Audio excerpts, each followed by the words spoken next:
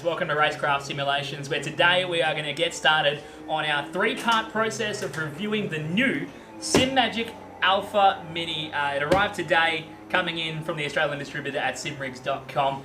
This is going to be a hopefully fully impartial review. We weren't given this product to go and review. This is my personal wheelbase and wheel that I've gone and bought. I've partnered it with the SimMagic GT4C wheel to go alongside. I do a lot of open wheel racing, so it's a no-brainer that I'm going to go get something that emulates that kind of open wheel racing. But this is really exciting for me. It's my first purchase of a brand new wheel, and we're going to deep dive and go through a bit of an unboxing today, give us our first impressions, and then our second part of the video is going to be the installation and setup once I get it home and get it onto my own rig at home. And the final part will be the final thoughts and the long run. So this three-part series of the unboxing and the full review of the SimMagic Alpha Mini won't all come in one hit. It'll come in several parts strewn out over a few days and a few weeks to get our full impression on what this rig is like. But we've had the SimMagic Alpha in here before. Of course, we've got a whole bunch of the M10s all in here, so we all know what they feel like, and we're really excited to test out the Mini. We're talking 10 Newton meters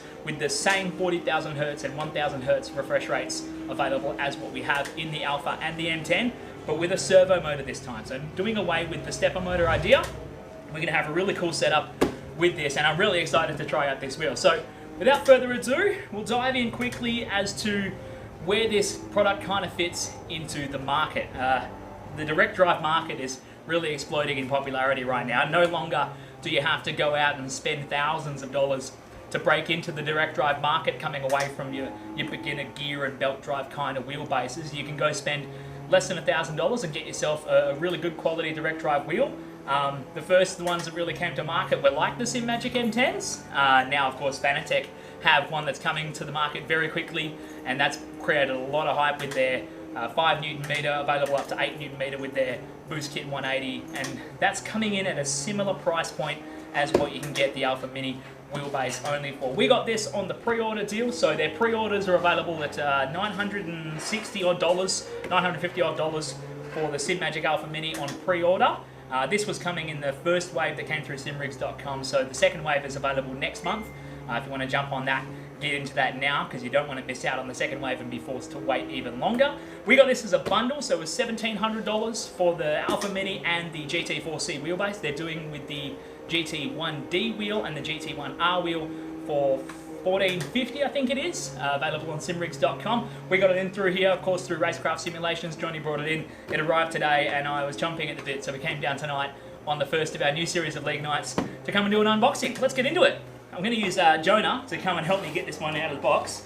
We'll find the tab here and try not to drop it, because I'd really not like to drop that. So let's put that down gently. Get in the box. Careful. Take it off the table. So straight away, SimMagic's got their cool little packaging.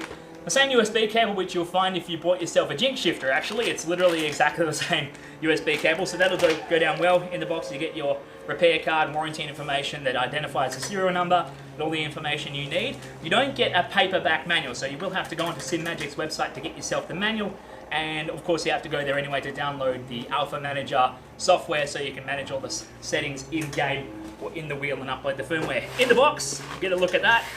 Checking it out inside, we take a quick look and it's pretty simple really. You got your Australian power cable with that good old inline switch that some people have loved to hate. I think it's a good idea to get it off the wheel, because you're not having to reach around the back of your system to try and turn it on if there's a switch on the back of the wheelbase or anything like that. Just wire up your wiring so it comes up the side of the rig and you can flick that switch without having to go down behind your rig. I reckon that's actually a pretty good little idea. Plugging into that is this massive old power brick, which has a fair bit of length in the cable as well, and this almost impossible to get wrong 4-pin connector. This gets your power rail to the system as well, and that's nice and solid. Good luck hiding that in your rig and doing that seamlessly. And then a little bit of mounting kit. You get a little bit of mounting hardware in here. Cool bags, I like that. SimMagic branded bags. You get yourself an Allen key, some M6 bolts it looks like, just all button head bolts of a couple of different lengths. So that's cool, that helps you get it mounted up onto the rig however you feel. And then of course, the big Bertha, or the baby Bertha I should say, because it is the mini version of the Alpha. This is the Mini, so let's dive in and check it out. It's pretty simple, same kind of form function as the SimMagic Alpha, just in a smaller factor as well. I think it's the same size or very similar size across the front, but slightly shorter through the back.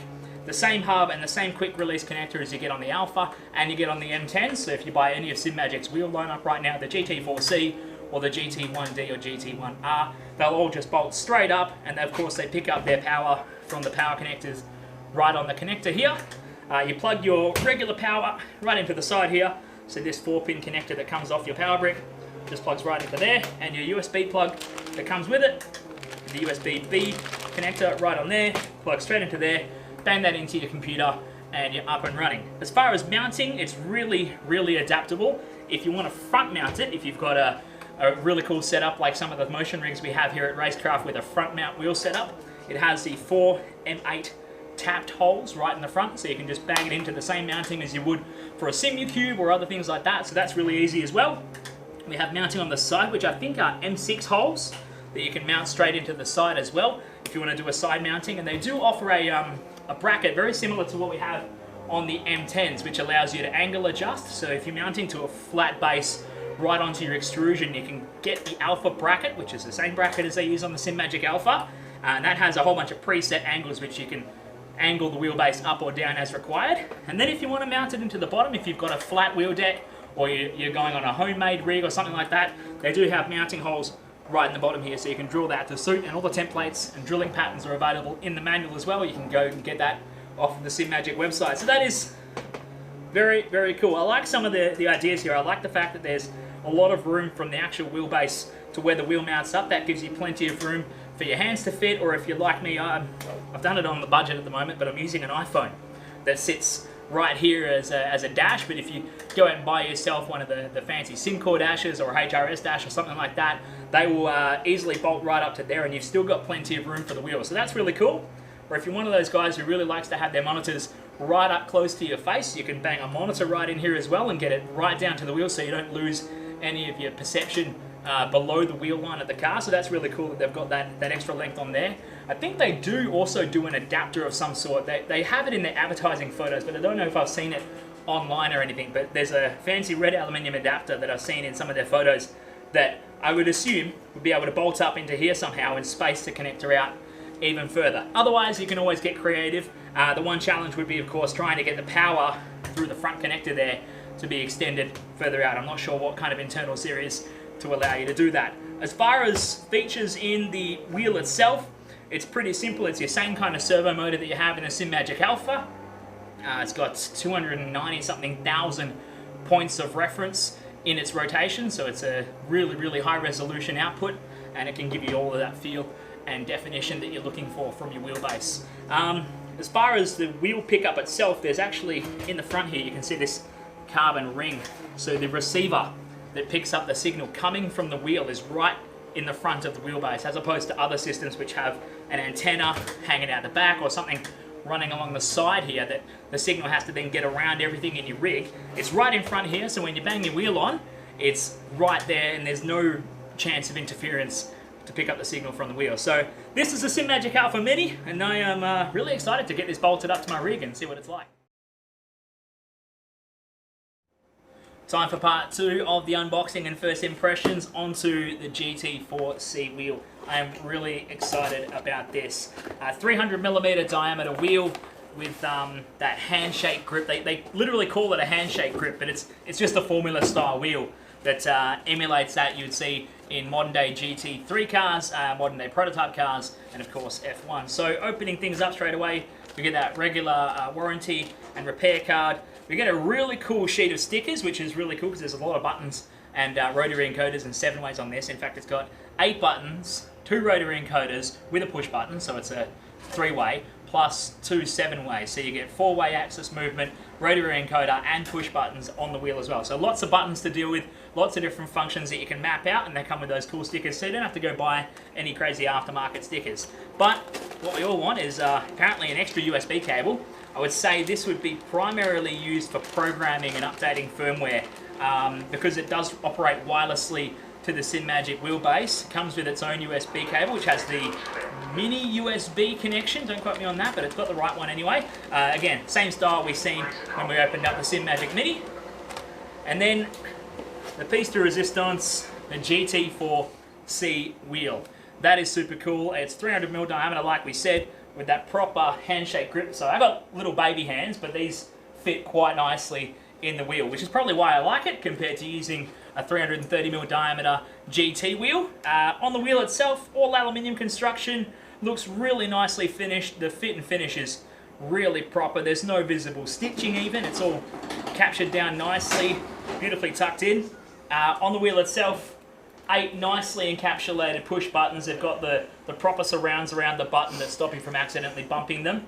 2 7-ways, like we said, one on each side here with the rotary encoder, and then 2 push button rotary encoders right in the middle as well. The original SimMagic that you can still see pictures of online is a little bit different to this one. It had some coloured anodized components on the push buttons and the rotaries, and the 2 rotaries were actually further down on the wheel, and they did used to have 2 holes in here, and in the manual they still talk about the wheel coming with a carbon plate that allows you to bolt it onto the middle to custom engrave or put your own stickers on if you wanted to cover up their unsightly, beautifully laser engraved logo. But no, that looks fantastic. I'm really happy with that. Around to the back, 2 optical coupling magnetic shifters, just like you'd see on any really high-end wheel as well, and they feel really good as well. They're on little nylon bushings, so there's no play in there. They're super smooth, and they'll feel really great as well. You're kind of shifting with your middle finger. They do have some adjustability if you want to change the grips, because you've got different sized hands. You can just back the screws off real quick and slide them in or out to change where the paddle sits, depending on how your grip is like. If you're really up on the wheel and muscling it and getting it close to it, that's probably about where you want to have it. But if you sit further back and you want it to be kind of right there, you can shift them out and get a bit of grip on them. Down here, 2 analog paddles. They're just a spring-operated optical coupling. No real feedback to them, but if you want to drive in hand controls, we know a few guys that are customers of Racecraft Simulations that have to drive in hand controls. These are a great option because they don't give you any feedback, but they still provide a control that's other than your feet. So really good as well. Otherwise, you can use them for other functions on the cars, mappable to certain values. You can have a half clutch and a full clutch. SimMagic's Alpha Manager software allows you to do that, to calibrate these to be a hand-operated clutch, so that's really cool as well. And then this fantastic quick connector. That's just ultra premium, 6 balls on the top, 4 balls on the bottom, lines up to where this quick connector sits on here, and it's got the 4 pins, which I think one of them is completely unused. The outside one doesn't seem to get anything from a few of the reviews we've seen on YouTube so far, but they line up to power the wheel.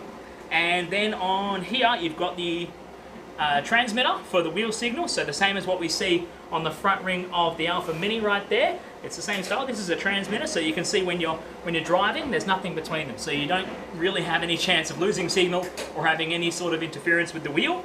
And then you have the function switches, so you can choose between a couple of different modes, and you flick it all the way to the setting mode, and you can actually change the colors of the backlights in all 8 of the buttons individually. You push each button as you want to change the color, and they can change colors. I think each button has 8 different colors. You can change them too, so you might not even need the stickers. You can just color code all your buttons and start to memorize that, but that's super cool as well. And another reason why the retail price on this wheel alone nudges $1,000. Combined together with the $950 SimMagic Alpha Mini on their pre-order offer, if you bought these separately, you'd be up for almost $2,000. Currently, they're on pre-order offer for $1,700 from simrigs.com. So, super cool, and I'm going to race home and bolt this up to my rig as quick as I can so I can get some driving time on it and figure out how easy it is to get things going and set up. They do advertise that everything's ready to go and you should be able to plug and play. We'll see how true that is, and we'll get back to you in part 2. From Racecraft Simulations, this is a SimMagic Alpha Mini and GT4C wheel.